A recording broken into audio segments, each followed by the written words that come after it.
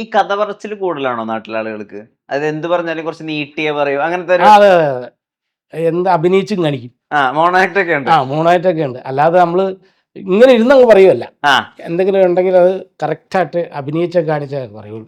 ഞങ്ങളുടെ അവിടെ കൂടുതൽ ആൾക്കാരും അത് തന്നെ. ഒരു കൗതുകം കൊണ്ടാണ്. പക്ഷേ 22ാമത്തെ വയസ്സിലെ ലവ് സ്റ്റോറി അതിന്റെ ഒരു ചെറിയൊരു ഏരിയ പറയണെങ്കിൽ എങ്ങനെ ഒന്ന് കാണിച്ചു തരിക? ആ കഥ സാധാരണ കഥ പറഞ്ഞാൽ മതി, അപ്പൊ ഞങ്ങൾക്ക് അറിയാലോ. എടാവേ നിനക്കറിയാവോ, ആ എനിക്കിപ്പോ വയസ്സ് 22 വയസ്സായി. മറ്റേ അവളില്ലേ, അപ്പൊ പുള്ളിക്ക് മനസ്സിലാവൂല. ആ ഇങ്ങനെയൊക്കെ പറഞ്ഞ് റൂട്ട് മാറ്റും. ഇങ്ങനെയൊക്കെ അത് ആ. പറഞ്ഞിട്ട് റൂട്ട് മാറ്റിയിട്ട് ഇതായിരുന്നു എന്ന് കൊണ്ടുവരാൻ ശ്രമിക്കും. ആ പെണ്ണിനെ അറിയത്തില്ലാത്തവർക്കേ ആ, പെണ്ണിനെ പറഞ്ഞ് ഒപ്പിച്ചു കൊടുക്കണ.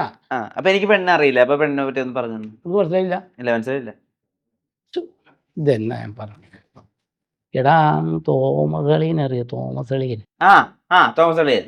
ചെവി വയ്ക്കല്ലാത്ത ഉവ്വ ഉവ്വ. പുള്ളിയുടെ ആ പുള്ളിയുടെ മൂത്ത മോള് സുന്ദരിയാ. ജിതയാന്നേ ആ ായിട്ട് കണക്ഷനാ. ഇങ്ങനെയൊക്കെ പറയുള്ളൂ. അത് എല്ലായിടത്തും നോക്കും എന്തെങ്കിലും പ്രശ്നമുണ്ടോ